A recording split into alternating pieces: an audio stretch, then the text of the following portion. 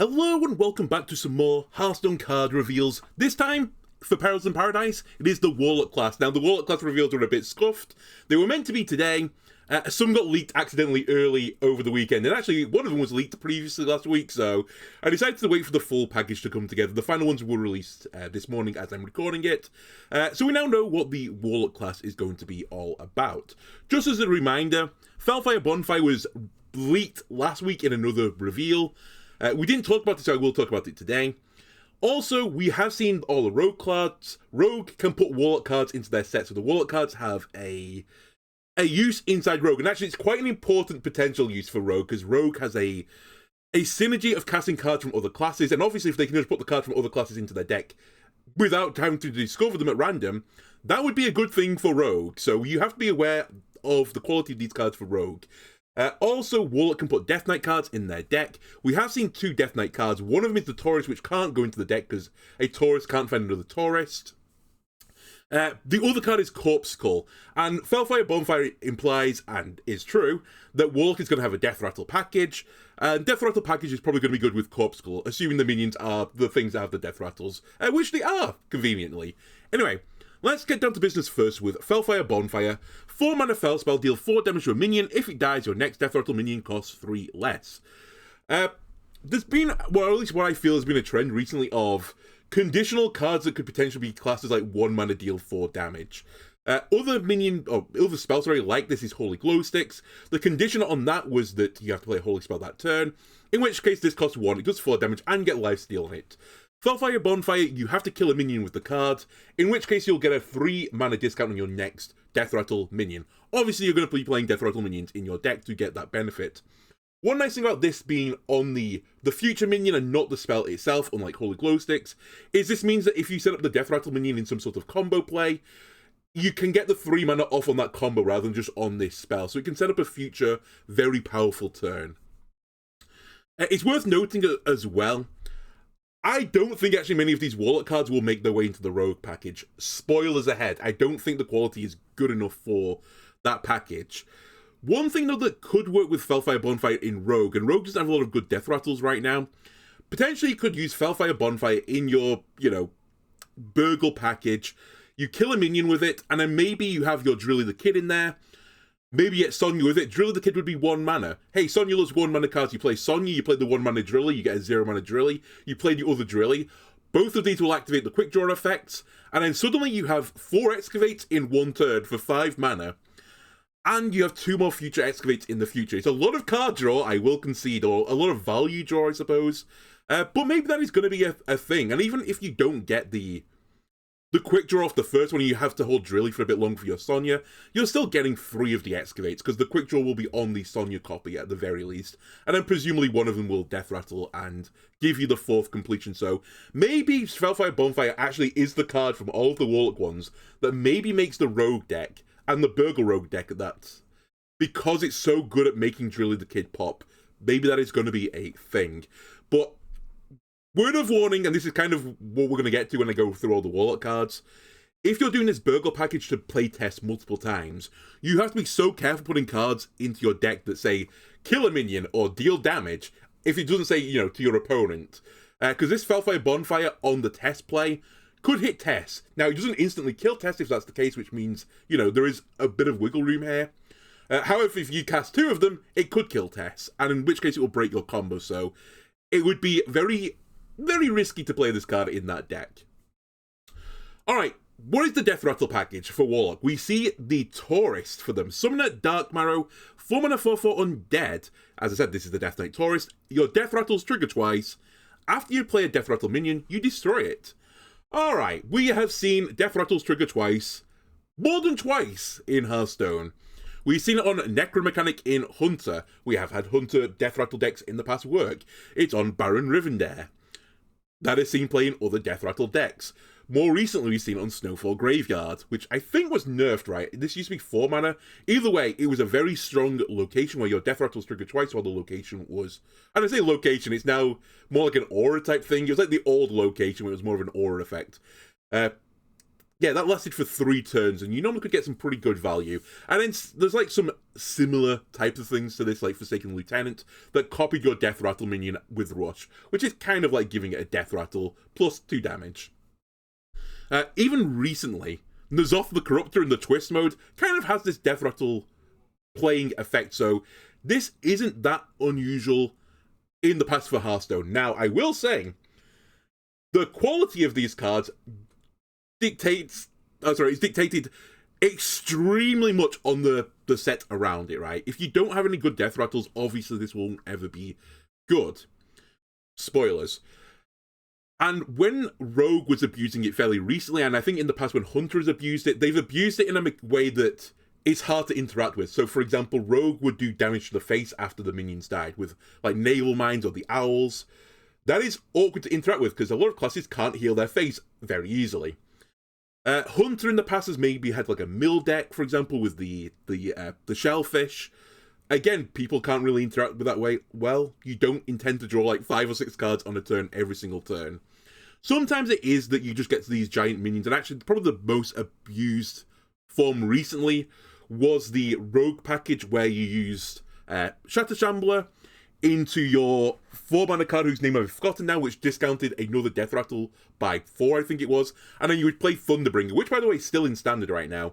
And Thunderbringer would cheat out, some giant minions. But basically, you could do all of that by turn 5. So it's not only the set has to be good, but it's on a time requirement if you're going to generate minion value, because otherwise your opponent can deal with it.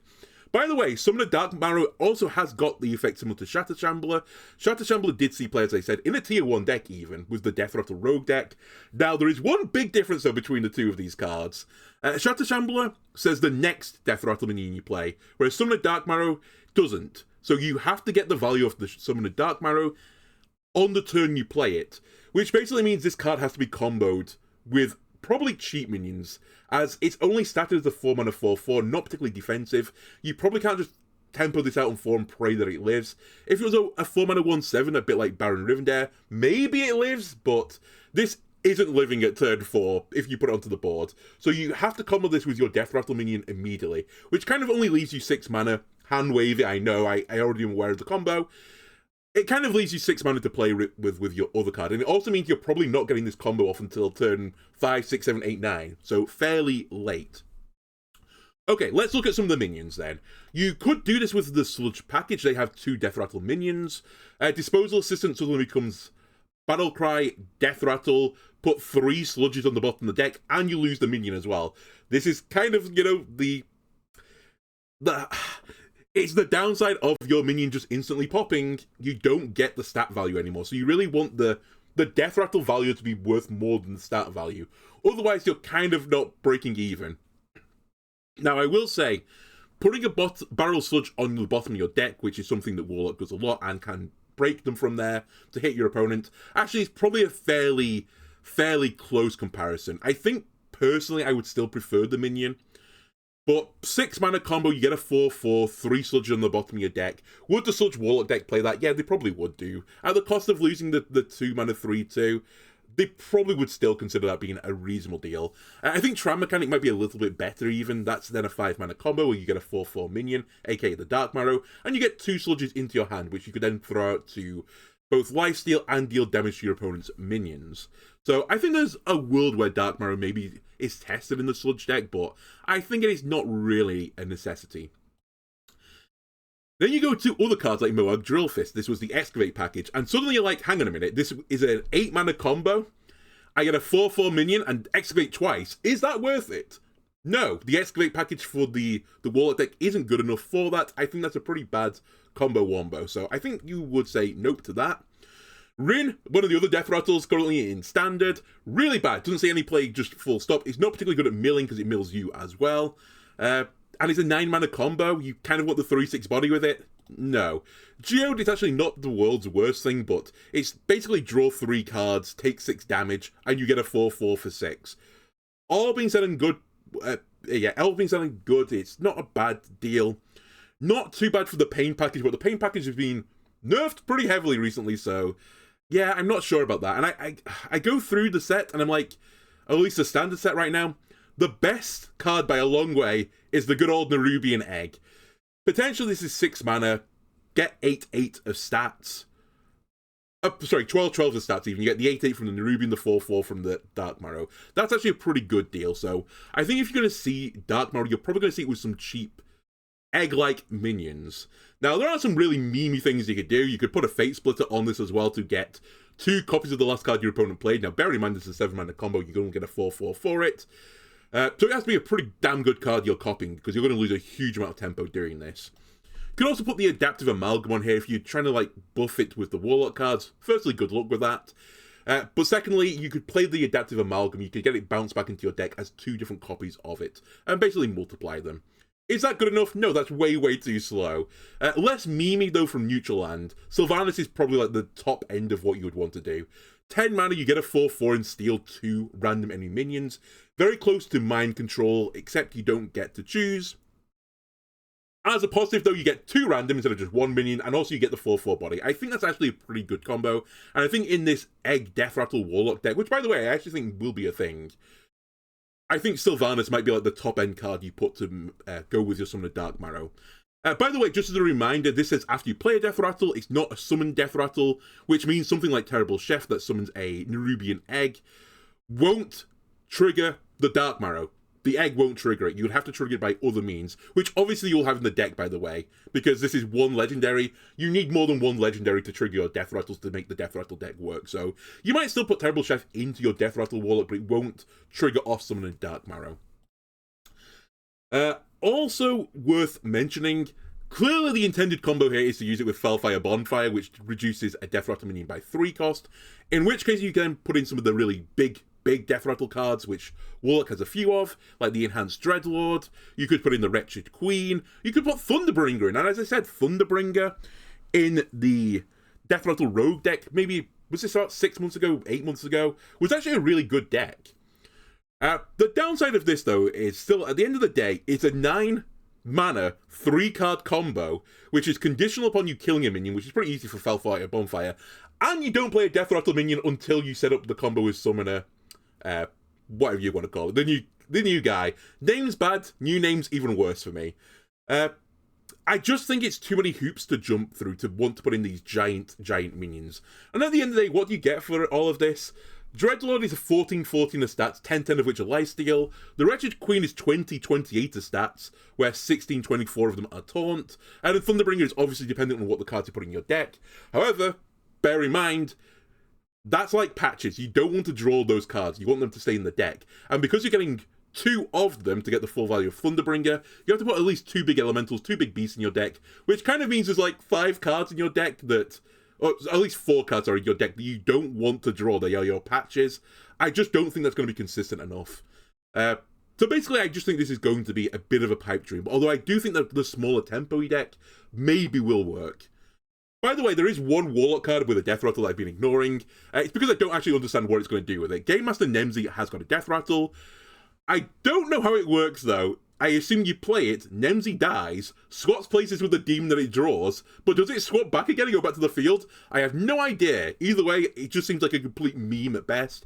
And at worst, it's just worse than playing Nemsy, so I think that it's just not going to work either. So yeah, I think this is the 3-card combo. You're going to be playing your Felfire Bonfire into the Summon of Dark Marrow into a Nerubian Egg. I will also say about this, and which is why I'm a little bit hesitant on it, it's really, really iffy that Felfire Bonfire is the same mana cost as Summon of Dark Marrow. You would really like to curve this together. That means you might want to play coin generators, and there is the neutral, the 2-mana neutral that requires you to have 2-mana cards.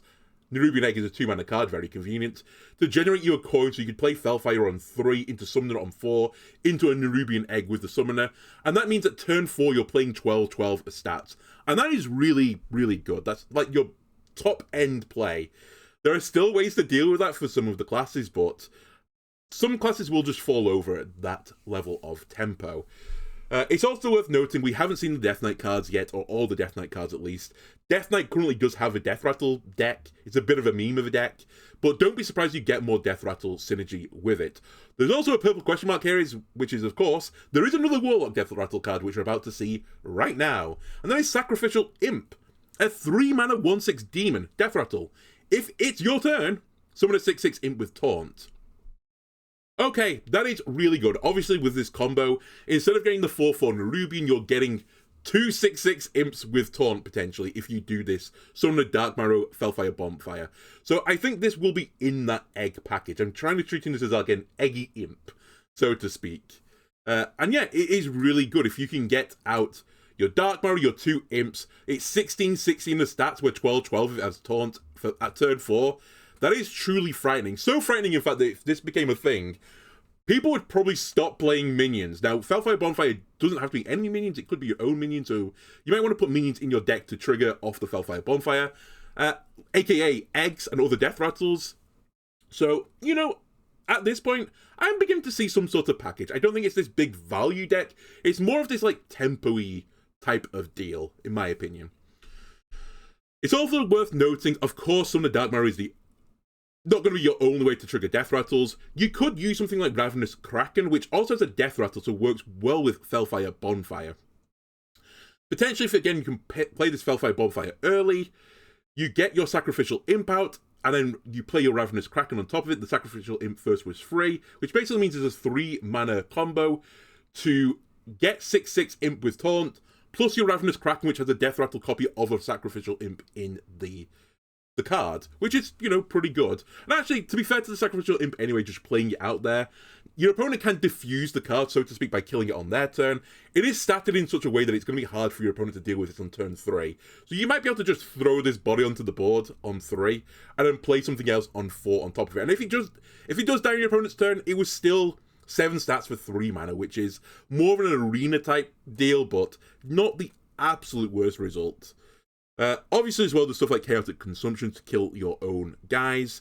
You play your Imp, you play Chaotic Consumption, you kill one of your opponent's big minions, you kill your Sacrificial Imp, you get a 6/6 with Taunt. It kind of becomes like 4 mana, get a 6/6 with Taunt, kill a guy. That's really good. So, yeah, I really like this Sacrificial Imp. I think it's very, very good. And again, I mentioned this earlier, we've only seen Corpse Skull right now from the Death Knight package. Death Rattle decks are probably going to generate you a lot of corpses, so the Corpse Skull is probably another good value add. If you're playing this like tempo-y Death Rattle deck, there might become a point where you get into the late game where you can't get quite as much value as your opponent might be able to anymore, and you might just need to keep playing these Corpse Skulls to finish off your opponent. I definitely see that being a thing, and it has been a thing in the past with like Frozen Touch for Mage, where you had these minion-based decks, bang, bang, bang with minions. Maybe your opponent just stabilizes in time, and then you just finish them off with a few icicles to the noggin. Yeah, I can see this being a thing. We also have additional Death Rattle enablers. Eat the Imp. 2-mana fire spell, destroy a friendly minion, draw 3 cards. That's really good. Solarium, which I would say is like a classic Warlock card at this point. That was a 1-mana shadow spell that drew you 3 cards, and at the end of the turn you discard them, so you basically have to use them immediately. For 1 mana more, you get to keep them. Now, you do have to destroy a friendly minion. Obviously, you're going to be trying to do this on a cheap minion, like a 1-drop, or on something that gives you another tangible benefit, aka the Death Rattles. But at the very least, if you hit this on a 1-mana minion, you're drawing 3 cards for 3 mana. That's actually pretty good for standard right now. Scourge Supplies, which did see some play. Now, I do appreciate discarding cards in Warlock is better than discarding cards in other classes, because Warlock has a discard synergy as kind of a flavour for the class. But Scourge Supplies at 3 mana, draw 3 cards, discard a card, did see play. And even without the good discard effect being discarded, it still probably sees a decent amount of play. 3 mana, draw 2 cards is not the worst thing.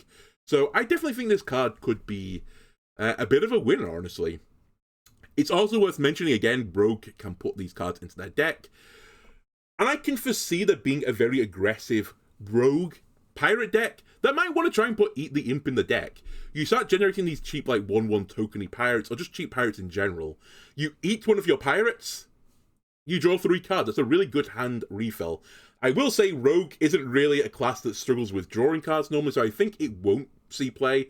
But you never know. If they want to really truly like motor through their entire deck, maybe they'll have Eat the Imp alongside the other pirate drawing cards that currently exist in Rogue.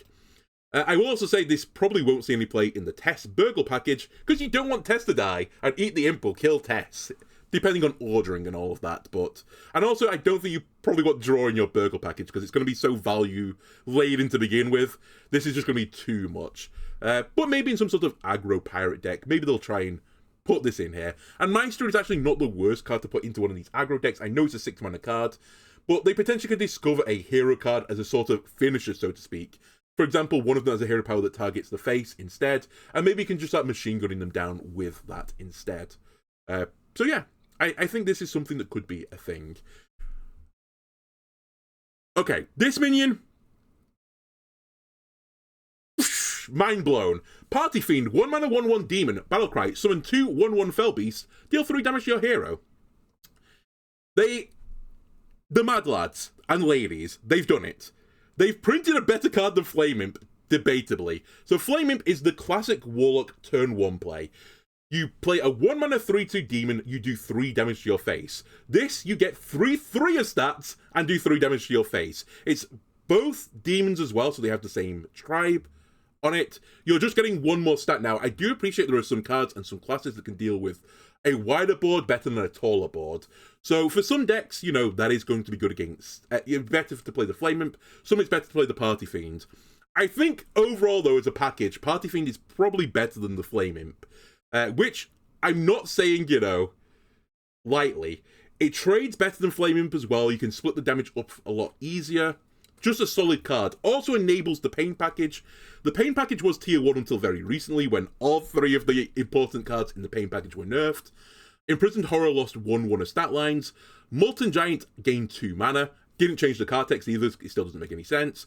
And Celestial Projectionist got 1 mana added onto and 1 health. But I think it's widely seen that as a nerf to this package. Okay, we have another self-dealing damage card. Do we have a Pain package for Warlock? And this is a leading question, because yes, of course we do.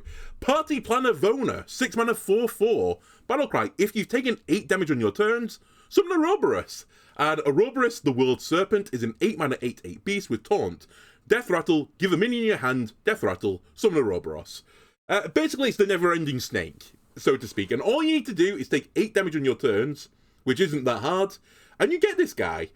Like, this is truly a crazy card, and it's not even because of the potential, like, unlimited value you can get from Ouroboros.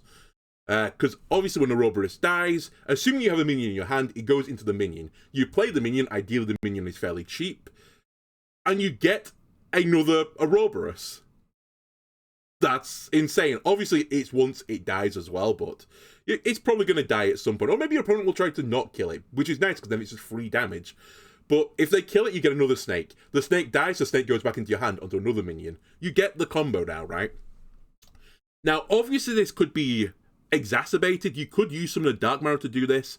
Now, this won't work on the first summoning of Ouroboros from Party Planner Vona, because as I said, you have to play the Death Rattle card to get the Dark Marrow effect.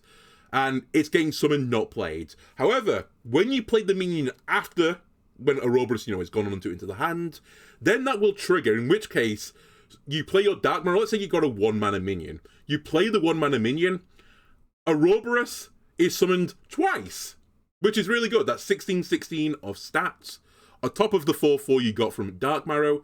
And both of them will have the same effect as Ouroboros, that they will stick to a card in your hand. When you play them, and they die, Ouroboros comes back again. You basically just get more Ouroboros for your buck. Similarly, Cursed Campaign, potentially you could put this on your Ouroboros World Serpent. Ouroboros dies, you get 2 dormant copies of this, you wait 2 more turns, these die, and suddenly you've got like 3 Ouroboroses hanging around on minions in your hand. And basically your opponent has to deal with 8/8s every single like turn from then on. It's actually really frightening, especially when you think about it, that Vona can just be activated by doing 2 Spirit Bombs. That's all you need to do, 2 Spirit Bombs. And by turn 6, you're playing at the very least 12/12 of stats.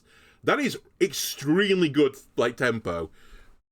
So, even though there are ways to deal with this pesky little snake, Silence, for example, Reno just wishing it away, to some degree Bounce deals with it as well, but not completely because you get to play it again. And by the way, the snake has Taunt as well, so you can't just run past it. You have to integrate with it if you're playing a minion-based deck. It's a pretty nasty little card. There's also thieving of the card as well that deals with it. And some people are speculating this package won't actually be good because there's enough ways to steal minions for other classes that those classes would just become better, and they would just steal your snake, and then you will just lose. That might be true, but in my book, 6 mana 12/12 is good. Anyway, we do have other ways to deal damage to the face. We have Cur Souvenir, 2 mana shadow spell, give a minion +3/+3, and at the start of turn, deal 3 damage to your hero. Wow, this is actually really, really good as a card. 2 mana to give 3/3 stats is excellent value, and the payoff for it, so to speak, or the payment you have to make, is you take 3 damage at the start of each of your turns.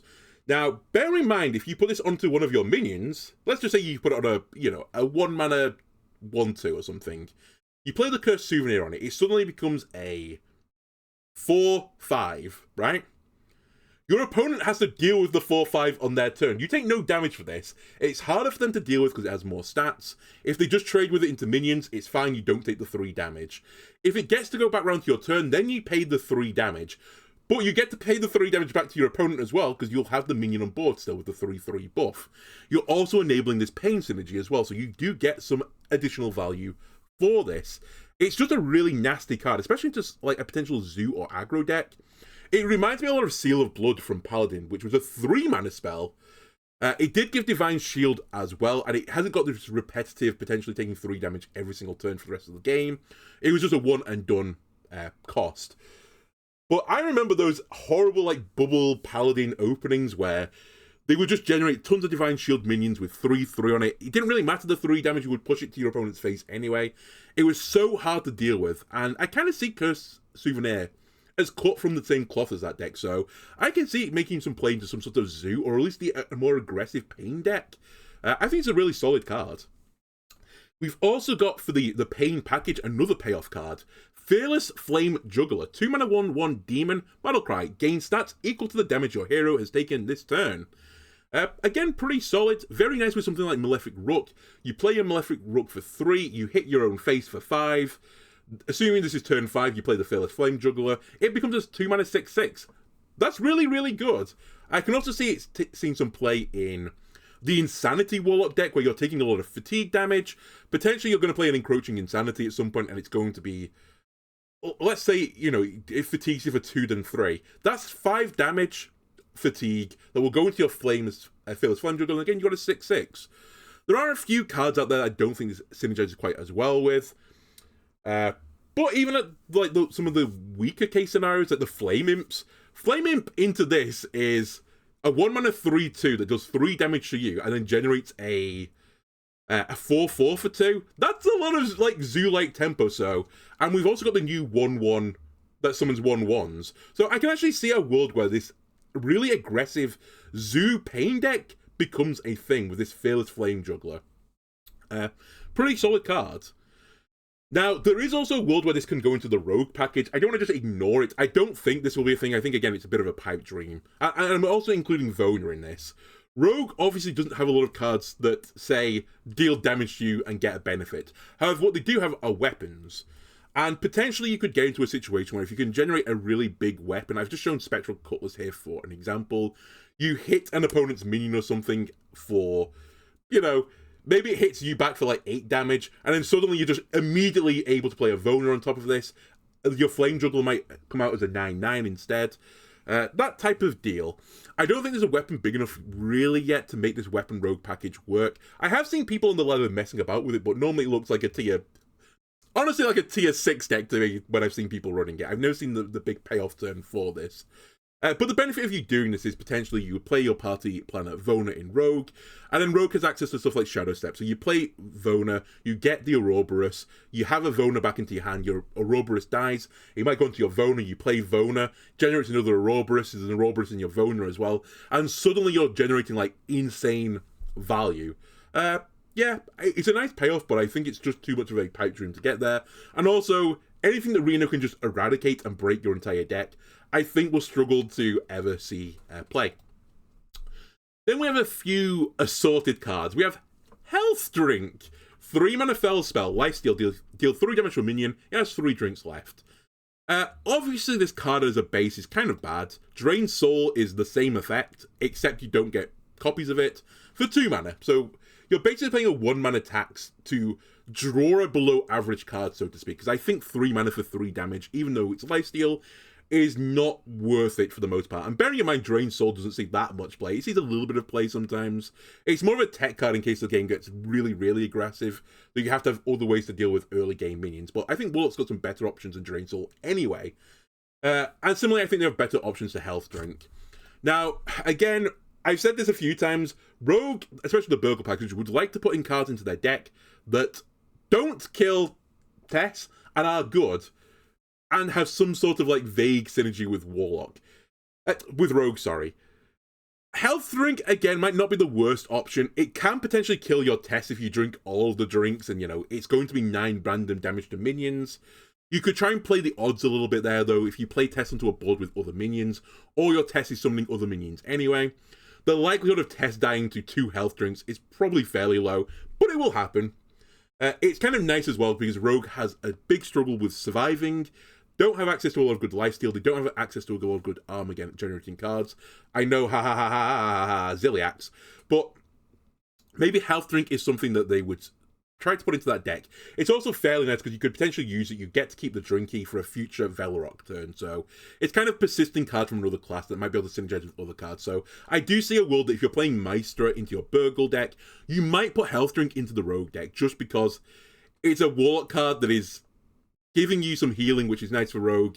It's kind of persisting, so you can use it for Velorock. Yeah, that's kind of it. So maybe. All right, and now finally, I think I might title the video this, I've not decided yet. Maybe the worst card ever printed. I'm actually struggling to think of many that I perceive as worse than this. Announce Darkness, 2-mana shadow spell. Replace your hero power and non-Warlock cards with Warlock ones. They cost 1 less. Wow, this card is absolutely terrible. I think it might be the worst card ever printed. It's certainly the worst card that's been printed this set so far. Why is this the worst card? Well, firstly, obviously this is a nod back to Renounce Darkness. One of the other worst cards ever printed. It did see some play, though. The effect of Renounce Darkness was you converted your hero power and all your Warlock cards into cards from other classes, and then they cost 1 less. There's obviously a big difference here, though. The big difference being that you can't put cards from other classes into your Warlock deck. You can put Warlock cards into your Warlock deck, though. So the kind of the idea of Renounce Darkness was that you could convert your Warlock cards into other class cards that cost 1 less, and that effect would be worth more than the Warlock cards that were in your deck. You could then supplement this with some neutral cards, which maybe had some synergy with cards from other classes or different types of cards, that type of deal. It never really was a thing. People memed with Renounce Darkness. I think that was always the case. It was kind of a meme deck. This isn't even a good meme. Again, changing the hero power as well for Warlock is kind of a bit of a... It's not a great idea. Warlock button is one of the best hero powers in the game, in my opinion. Drawing a card on your button, very, very strong, even though you take 2 damage. So you're probably making your hero power worse. That's the first thing you're doing for 2 mana. The second thing, all the non-Warlock cards, aka for Warlock, that is going to be the neutrals, and it will also be any Death Knight Taurus cards you put into your deck. They're going to become Warlock cards that cost 1 less. You could have put these Warlock cards into your deck anyway. Now, I appreciate they would have cost 1 more, but you're basically saying, I think a deck of random Warlock cards is better than a deck of Warlock cards that I could build myself with synergy, but 1 mana less. It's kind of implied that Warlock is bad as a class. No? That's kind of how I see it. Now, there is a real turbo super meme you could do. If you play Maestra and put Announce Darkness into your Rogue deck, you can turn all of your cards into random Warlock cards that cost 1 less. Do I think that is going to be good? No, I think it's going to be really, really, really shit, funnily enough. And bear in mind as well, this is an effect that isn't just, replace the cards in your deck. It's everywhere, it's global. It changes your hands, your field, your deck. Everything changes. And also, it's not saying, of the same quality. No, it's just random. Like, it's literally just pure random. It's even more random than, like, an arena run. It's silly. It's just super, super silly. And as I said, if you could, at least, protect some of your cards in some way so they weren't affected by the announced darkness. Let's say you could keep a Tess alive or something like that, or you could keep a neutral card alive that might synergize with this. Maybe you could do something with it, but no, there's just no way to hide it. You can't hide it in an ETC because ETC will get changed. You can't put it in your hand, the hand will change. You can't put it on the field and somehow bounce it back. That won't happen because, you know, your spells will get changed from being rogues. It's just completely silly. And not only that, this card is actually really disastrous for other classes. Namely, anything that wants to... Oh, sorry, I'm not there yet. I'm jumping the gun. I was trying to think of ways to make this card work. What a fool I am. My only thought was you could potentially add cards to your deck and then convert them into Warlock cards. Currently, the only way to add cards to your deck with, like, neutrals is... Or the best way, at least, is Insidious even, or Son of Hodor. Both of which, the added cards that you put into your deck are better than just random Warlock cards that cost one less, I assure you. So, that is a bad idea. Which makes me think the only reasonable reason you'd put this in a deck, and I don't think you'd ever put it in your deck, I think you'd put it in an ETC, is if you go up against Plague Death Knight. You could convert Plagues into Warlock cards. But I basically think, even doing that, let's say they make all the Plagues, they put them all into your deck, and you turn them all into Warlock cards, I still think you'll lose that game. Because I think random Warlock cards are just simply not good enough. There, I said it. I just don't think they're good enough. So I still think you would probably lose unless you generated Warlock cards which were more control orientated. Again, it's random. You might get some, you might not. In which case you might just be able to sustain long enough to make them fatigue out. That's like literally the only condition. So maybe you'll put it into your ETC as a tech card against Plague Death Knight. And only if you're at the point where you're going to draw on average like 10 plagues a turn. In which case, announce darkness, convert them all. Sure. Yeah.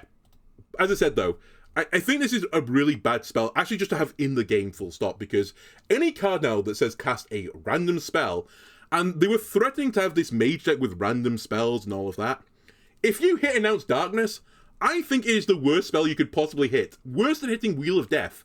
Wheel of Death, you can win the game still. It's hard, but potentially you could have enough value in your hand to survive. If you hit Announce Darkness and you're playing as, you know, a mage or any other class, because, you know, it could happen with Yogg as well. I'm looking forward to that happening with Yogg at some point. You're just going to lose. You simply, on the spot, will lose the game. Because your deck will just be a random smorgasbord of bad cards that cost one less. You'll lose your Yogg as well in the case of Yogg. You'll lose your Dark Moon Magician in the case of the Dark Moon Magician. Like, seriously, any card you can generate, which is a random card that, or a random spell that costs 2, you can't risk it anymore. Like Dark Moon Magician, you can't play a 1-cost spell anymore because you could hit Announce Darkness and you will just lose the game. You have to be really careful what cards you generate from, and I say careful, you can't even control this, the Rainbow Mage deck. If you hit Announce Darkness as a card from another class, now you do have some control over this, you're just going to lose because you're going to lose your Sif and all of that. So I think this is a really, really horrible card to print. I don't think they should have done it. I know they've done it as a joke. But I think this is not a funny joke. I think this is just a stupid card. Shouldn't exist. Worst card printed in this set so far. And it's actually going to harm other classes more than the Warlock, which is kind of impressive. It will be, this will happen to you maybe 2 or 3 times in the season. It's going to be really fucking infuriating, though. Speaking of someone that, has done this random mage deck and had Wheel of Death cast a few times, it happens more than you'd think. Anyway, they are the Warlock cards for this expansion. I think the Death Rattle deck maybe will be a thing.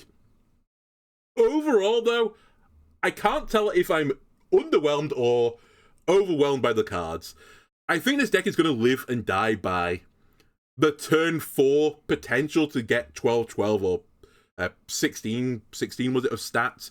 If that is fairly consistent, I think that will make the deck. Ouroboros is a nice value add, but again, there's a lot of ways to deal with that right now in current standard.